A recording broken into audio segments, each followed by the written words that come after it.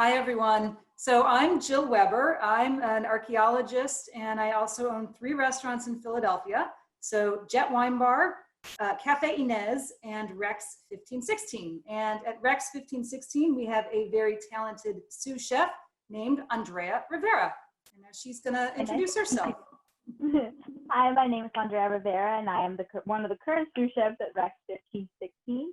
And yeah, when I'm not in the kitchen, I'm usually just at home cooking some little side stuff. So Andrea is going to be making a tomato tart, and I'm going to be talking about different wines you can pair with it. At any point, you can type your questions into the chat, and we will attempt to answer them. And then please know that any gratuity tonight is for Andrea, and she has her username DERPADERP in the channel there. And thanks so much for anything that anybody wishes to give. So without further ado, let's let Andrea tell you what she's going to make.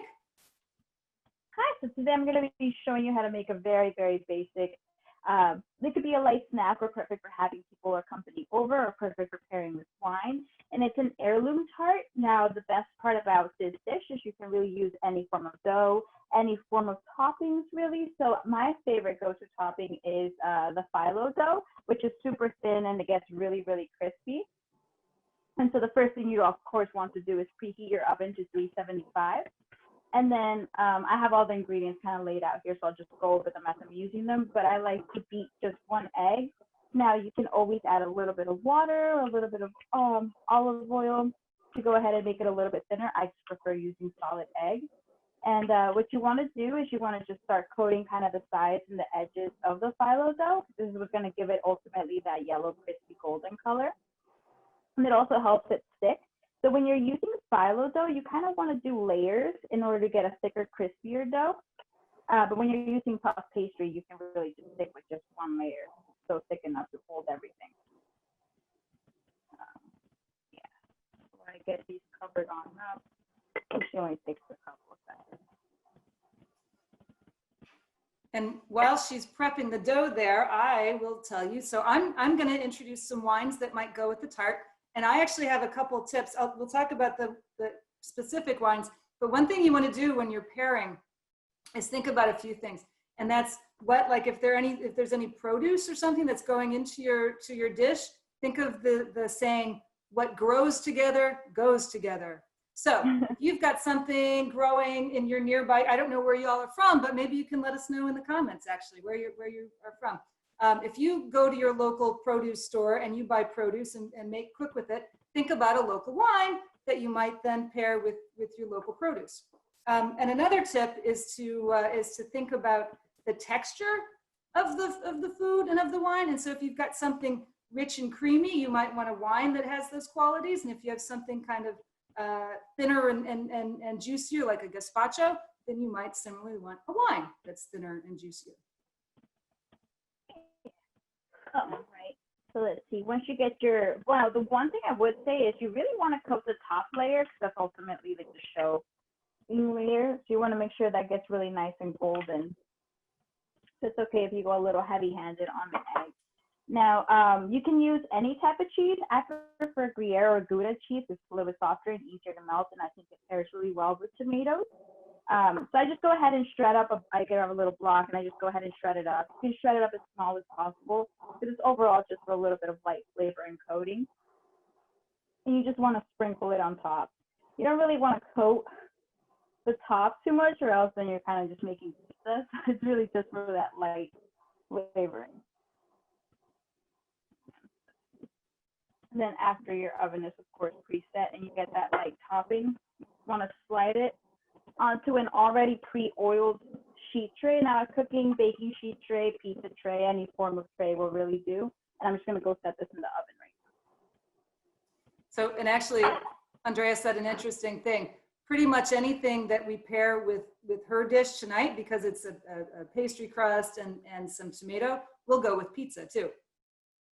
Yeah, that's so true. Now, because it can take up to, depending on how crispy or crunchy you really want it to, I would start off with 8 minutes. So I always have roughly little chef timer here. So I always start off with 8 minutes just to see how it first sets. Now you can always add an extra 5 minutes if you feel like you want the cheese to melt or if you just like a darker color. But since it does take a while and I'm not entirely certain how much time we have here, I figure I just skip to the fun part. And I did go ahead and toast up a piece of pastry beforehand. So that's ultimately what you want to look for. It's a nice little solid piece that holds shape. And as you can tell, like not that much cheese, just very lightly enough to coat. Now I went ahead and pre-sliced some of the tomatoes, and since unfortunately, you know, with all this fun stuff that's going around the city, I wasn't able to get actual heirloom tomatoes. So we are going to be pairing it with some peaches today, which still pairs really nicely with feta cheese, goat cheese, tomatoes, any form of cheese. But I think like the best part about this recipe is you can either just go ahead and slice your tomatoes and place them directly on there. You can grill them. You can toss them in the oven for a little bit, you know, get them a little bit nice and roasted up. So that's the fun part about this. You can just create numerous flavors with the toppings that you do have. And I want to just interject. I noticed that a lot of you are from far away. We've got Michigan and California and Connecticut. So you may not have realized Philadelphia has been under a 6 p.m. curfew for the last 3 days. So with grocery stores closed and everything. So it's been a little difficult to get to the market. It has, it really has. And I'm not sure how it is in California right now, but I am originally from Santa Cruz. So I did see there was some protesting going on down there. But I hope, you know, it doesn't last very long. But the good thing is everything we have today goes well with cheese and goes well with peaches. So I want to show you, I don't know how you can show me a show of hands, but I want to know if a lot of you like rosé, because that's one of the wines we're going to pair with this today. And as I told you, I was going to go with something local. So what we're doing today is, this is actually a wine from a place called Vala Vineyards. And it's rosé, but it's a little bit of a darker rosé. It's the same thing you might get if you got an Italian rosé from Sangiovese. In fact, there is Sangiovese in here. It's a big blend. You might notice that it looks really, really dark. It almost looks like a red wine, but it's not. It's a rosé. But it does have kind of a good acid base, which both tomatoes and peaches, and that's a similarity with what Andrea's doing, is the acid content in there. And so something like this darker, richer rosé is light enough, but also has an acid that will go very, very well with any kind of fruit like that. Yeah. I can actually see this pairing really well with a rosé. I'm more of a dark red drinker. Right. So basically what I do is I just lightly line them all on up there, get a nice little pretty color.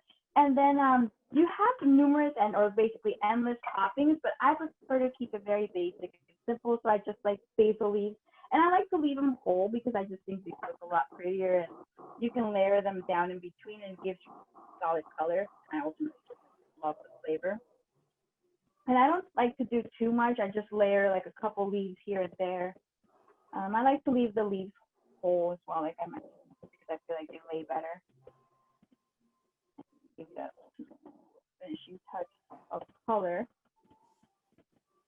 And then after that, you have the choice of topping it with any form of crumbly cheese. Now that could mean from feta cheese to some goat cheese. A lot of people prefer goat cheese. I prefer feta. I just think it tastes a lot better with tomatoes. So I did crumble up some feta cheese.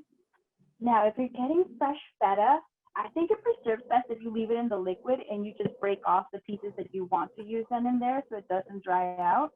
And when you break up the feta, it's got natural cracks in there, where if you crack them, when you rip it apart, you rip it in the natural cracks that has right up on there. It releases all the moisture that was in there and allows it for a crumblier cheese instead of a soggier mess that you tend to get 9 times out of 10. They don't dry it out very well. And you just want to put it right on top. I also like to hit it with a little bit of olive oil, and that's what I have right here. Oh. Now this would be just like a very light drizzle. Do you use a specific kind of olive oil, Andrea? I do. There is this olive oil that's from Spain that you have right here. It's very light, very savory. A lot of people prefer darker bottles, but I like this one. And you can find it at Trader Joe's or Whole Foods, any local shop, really. And then after that, which I actually forgot to grab right now, is I do like to add a little coarse sea salt and pepper, crushed pepper. So another interesting thing, all the ingredients that she's talking about, I'm drinking a local wine. So I was talking about grown together, goes together. Again, I've seen some of you are from areas that have big growing areas of both produce and grapes. And if you can find a match between a local dairy, a local agricultural area, and a local vineyard, then pretty much all your pairings are going to be wonderful together, in my opinion. Now, I prefer pepper that you crush. So I have this nifty little coarse ground pepper, which you put peppercorns inside, and then you just crush it as you go. So like ultimately it releases a stronger flavor. And then just some nice little sea salt. Now the salt I always like to sprinkle on my hand, because if you go a little overboard, it can be a little overwhelming. And you just want to sprinkle that on top as well. And just very light with the salt, because the feta also has a lot of salt to it. And basically that's your finishing touch, which I'm not sure how to really show it. You can see it very well right there. And then you have the choice of slicing it in any shape or form that you really like. You can always reduce down some balsamic vinegar and top it on top. A lot of people like candied apples on top of this as well, so that's always a choice if you want to do a dessert type of style or pairing. But yeah, it's numerous, endless choices with this very basic heirloom tart.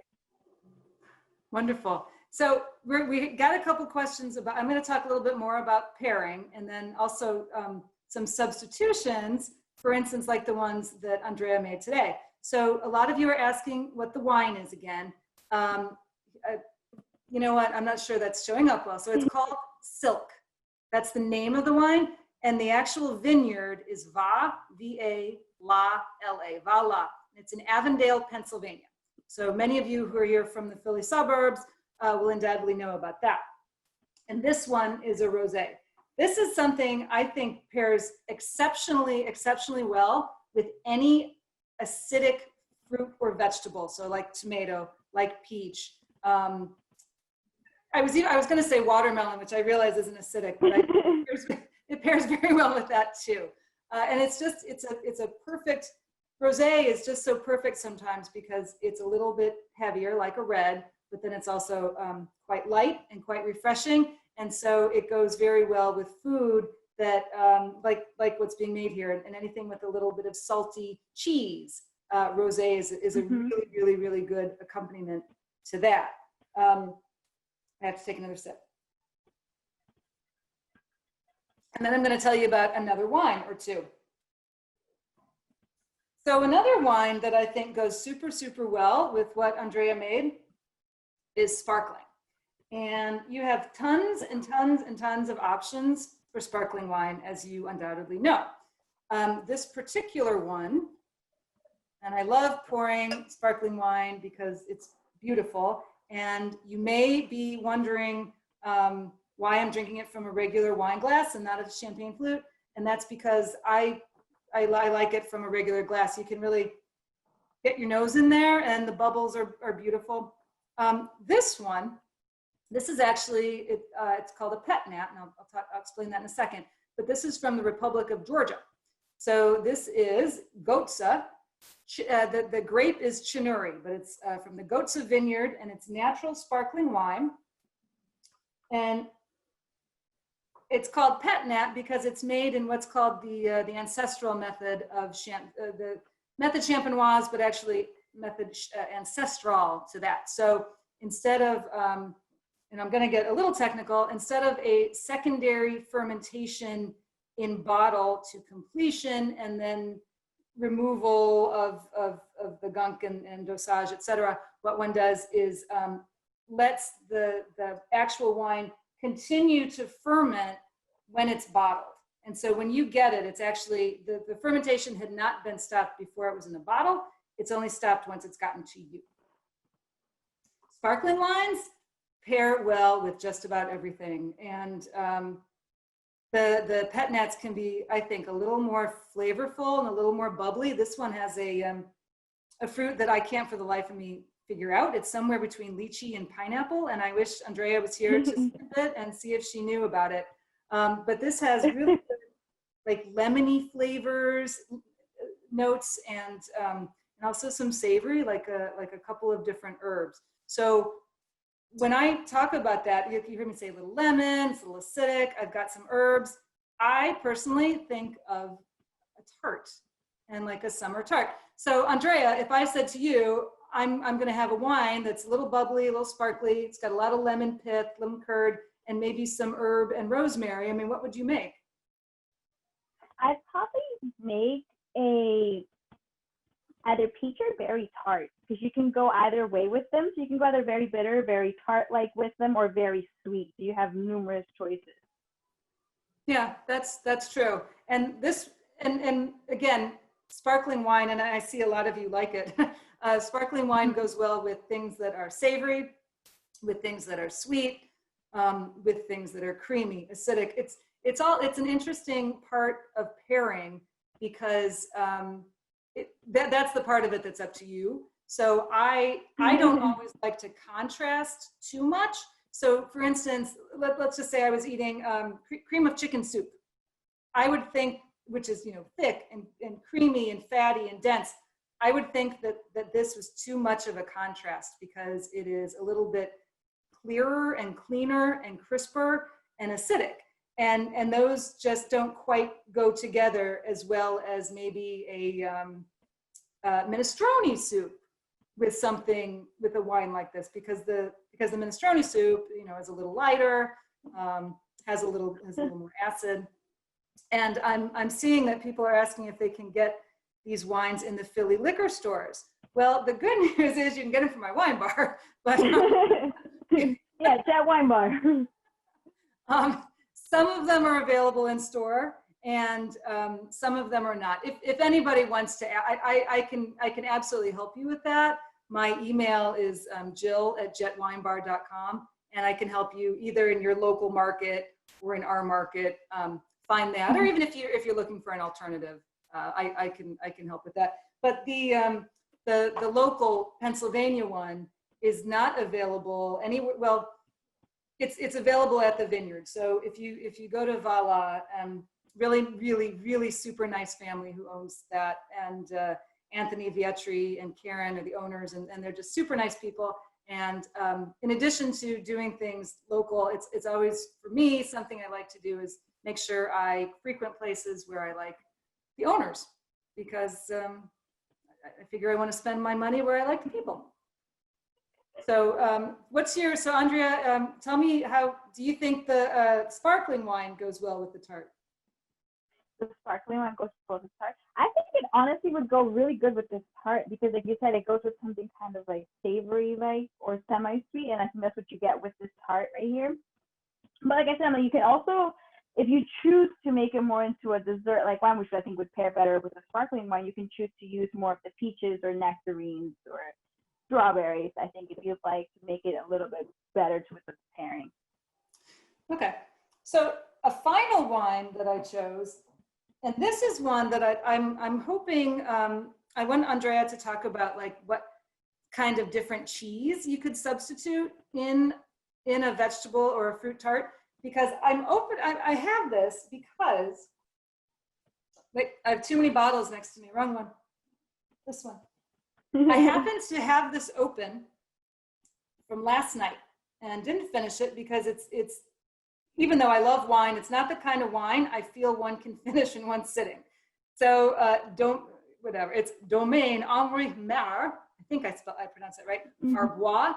And this is a weird wine. It's a Savagne grape, and it's produced in a way that's called sous voile. So in French, that's under veil. What it basically means is that it's made like sherry. So it literally does, when I smell it, it smells like sherry. It's got that oxidized smell to it. And, you know, even looking at the color, you can see, if any of you are sherry fans, it looks like Well, if you're a sherry nerd, it looks a little bit like Palo Cortado. If you're not, it looks like a little bit darker Manzanillo. So the nice thing about these is that they feel and smell and taste a little salty.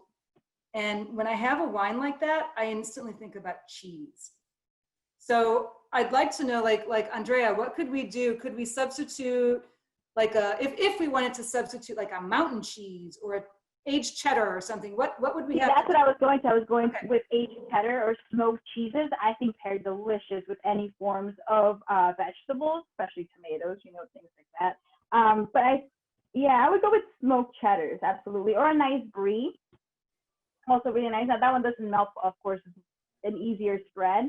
I'd say if you're going for more of a fruity tart, though, you can always go for ricotta cheese or cottage cheese. Some people aren't very big fans of cottage cheese, but I would suggest ricotta cheese because you can always sweeten that up. Now that also works best with vegetables as well because you can also make it very tarty or very tarty or salty or savory. And then another one for, I want to say a fruity, which is your typical go-to, would be cream cheese. You know, you can also spread that on any pastry type of topping, and you can also sweeten it up and make it somewhat savory. But that one pairs always best with fruit. Right. I actually am kind of thrilled that you said that about vegetables because I'm more a savory person, and this wine. And remember, I'm still on the Sous-Voile Savarin, which, by the way, yes, you can get this one in the state stores in Pennsylvania. This one happens to be available at the Fine Wine and Good Spirits store on 11th and Chestnut, which I think is actually still closed during this event. But normally it's there. But this kind of wine, because these are also like nutty, they're super, super nutty. And every single wine I'm drinking, because I'm just going to hold up all three glasses that I'm drinking, because I'm just switching between them. All of these also go with asparagus. And some people say that that's really hard to kind of pair with, but I think it's actually simple, because if you like asparagus. So Andrea, if you were going to adapt this recipe for asparagus, which again, all of these wines, even though it's not acidic, it's not the same kind of fruit clearly, because it's a vegetable, what would you do? Like what kind of cheese, or do you have any suggestions for how we might adapt it? With playing with asparagus, I think takes me very weird places. So I'd probably get a coffee rind cheese and play with that because it's got a very sweet but flavorful flavor to it. So I think that would pair really well with asparagus. Asparagus is I like either something sweet or super salty with it. I don't know if you've ever had like candied walnuts with asparagus before. No. But that's something I've had before in a salad and something that I extremely love. But then you've also go to your go-tos, which is the bacon wrapped asparagus, which is something salty that a lot of people actually enjoy. So I think I'd go with something funky like a coffee rind cheese. So of course cheddar still, but a coffee rind cheese, yeah. Or something crazy with the rind, maybe a beer rind cheese. Really? Okay, yeah. I like that. Yeah, that sounds really good. What about herbs? Like I'm curious about what herbs you might put with that. Herbs? I'd probably go with rosemary or tarragon. Yeah. Just like light sprinkle of tarragon though, because that could be very, very overwhelming if you go a little too far. Same thing with the rosemary. So probably just sprinkle that up on there, or maybe just toast up the asparagus with it. That sounds delicious. And something interesting is I'm going to go back to my Georgian wine, because I had the wonderful opportunity to be in the Republic of Georgia, where I learned that they use so much tarragon. Tarragon is like on the table. Tarragon and walnuts, and the wines that they make go with that wonderfully. So I'm really envisioning all of these Georgian wines going with the perfect. Yeah. Tarragon, asparagus. Tarragon's got a really strong flavor. Yeah. I didn't think it would pair that well with wine, but that's crazy. Yeah. Well, same thing with soup. That's something that took me by surprise. Well, I think it's funny. A lot of people, I think, struggle a little bit with wine pairing. And it's one of the, I think it's because people don't trust themselves, right? They think that there's a science to it. There's no science to it. You know, it's taste. It's what you like. So if you know, like not very many people pair wines with, like, what did you talk about? Cottage cheese. I don't like cottage cheese, so I would never pair a wine with it. But, you know, for those of you who really enjoy it, hey, that's something to pair. And I don't think there are, like, you know, encyclopedic entries written about that. So it's really just something that sometimes trial and error is fun. I happen to think it's really fun to have two flavors that just go terribly together. I mean, sometimes that can be really fun. You think like, oh, I'm going to try this wine with this food. It's going to be great. And sometimes it's not.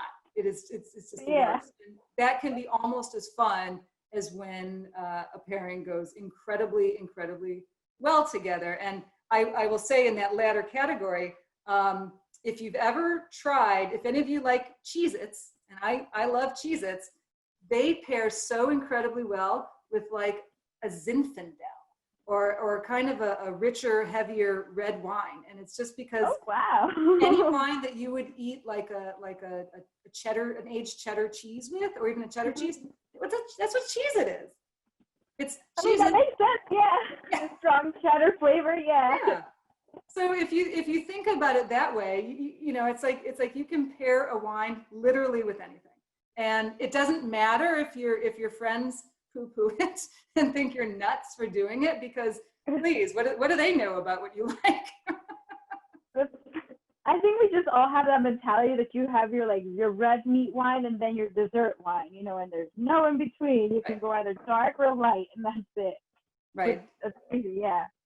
And that's not, and a lot of, so especially a lot of people now eat plant-based or vegan. And so if you think about when I said earlier about textures, that's another nice way to pair. So, you know, if you think about the texture of say beef, if you eat meat, or the texture of an equivalent, what's an equivalent plant-based protein that chews like beef, maybe a tempeh or a seitan or something, that might work similarly. So, or if you think about something creamy, grits, for instance, or mashed potatoes, you want to pair that with something slightly creamy, no matter what it is, whether it's red or white or sparkling or rosé. And creaminess, by the way, would come from like oak. So an oaked Chardonnay would probably be delicious with grits, or delicious with mashed potatoes.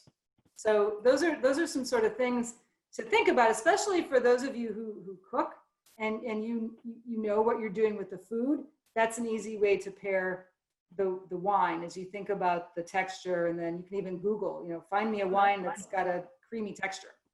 So, I mean, Andrea, how do you pair your food and wine?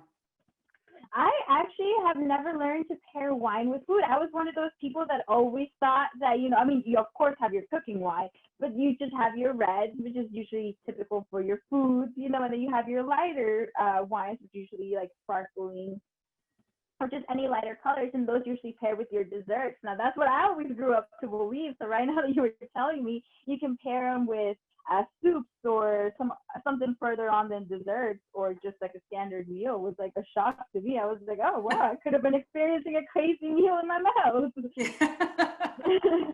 I was once one of the situations I think I experienced that made me realize that one could pair anything with anything else.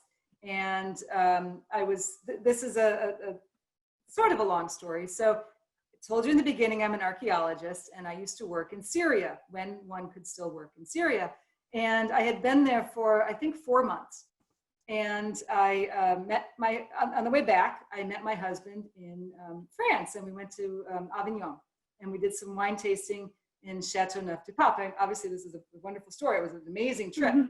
And we went to a winery, and I had tasted for the first time, this was maybe 15 years ago, the first time ever I had a white Châteauneuf-du-Pape. And I had never had it before, and I don't know why, and I actually don't remember if it was my idea or my husband's, but one of us that decided, like, oh my goodness, this is gonna be so good with guacamole. And so we got a couple bottles, and we brought it back to Philadelphia, and sure enough, we had it with guacamole. And it was amazing. It was, because it's a little bit, I want to say oily, unctuous if you want to use that term, but it was a little oily.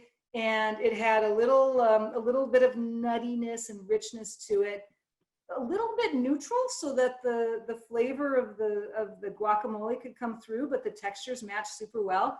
And then the salt from the chip was just perfect. So it's just one of these things that, like, French Chateauneuf du Pape Blanc and guacamole and chips was an outstanding match. So, that's crazy. Who would have thought? You know, guacamole. Oh my God, that's wild. so now, Andrea, your goal is to say give me a challenge. Like, tell me what I need to. We'll work on this for the next week. Like, what crazy thing we should pair, or if anybody else wants to know something crazy they've always wanted to pair wine with, or food they've wanted to pair a certain wine with. What would you pair with the grilled cheese? Say again? What would you pair with the grilled cheese? Because I feel like that's an easy go-to at home. But see, like I wouldn't know what sandwich? to pair it with. Yeah, the grilled cheese sandwich. Now, let's say you like to put tomato and bacon, because that's the kind of person I am. You know. So and there are two differences there, right? So you've got the cheese and the tomato. Mm-hmm. Or if you're someone who puts cheese and pickle or cheese and sauerkraut. Cheese and pickles. Oh man. I would go with a very zesty white wine. And frankly, I would go with a wine called, and this is one of my all-time favorite wines, and it's inexpensive and can be found most places. And it's called what's it called? Vernaccia. So Vernaccia. And it's just a delicious, zesty, zippy, minerally wine. It cuts through. I said you don't want to go too different in your textures, and that's why it only works if you've got the tomato and the pickle and the sauerkraut or whatever.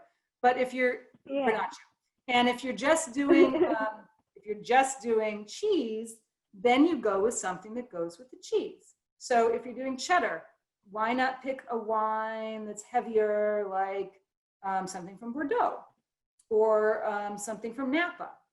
But if you're doing an Alpine wine, maybe you do a lighter red, like a red that one would find in the French Alps or in the Italian Alps, or like Rouquet, or that's too hard to find.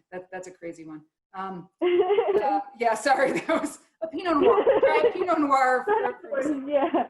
There's numerous options, basically, depending on how crazy we go with our grilled cheese. Yeah. But it's fun, because if you really think about these things, you can do literally anything. And see, you just gave me a new one. Now I'm gonna have to try grilled cheese with pickles, because that's something I never tried. But now you were like cheese and pickles, and I was like, cheese and pickles definitely do go together. And have you tried it with sauerkraut? See, I'm not a fan of sauerkraut. That's the only thing that knocks you down. Yeah, and you'd be surprised. See, the saddest part is as a chef, of course, we work with lots of mustard. I am not the biggest fan of mustard. I'm not big on putting mustard on my sandwich, which everyone loves and raves about. And I've tried numerous mustards. Trust me, I've tried them all, and I can't get over that very strong flavor. But now if you tell me rub down some ribs with it, I'm just like, oh yeah, we can't forget the mustard, because that's one of the most flavorful flavors. Right. But yeah. Right. Okay. All right, everyone. So if I see one more question, if anybody has questions, write them out. You asked me to repeat the name of the zesty white wine. That is Vernaccia. Vernaccia. And that is actually from the Tuscany region of Italy. All right. Thanks, everyone. Bye, everybody. Thank you. Bye. All right. Bye-bye. Bye.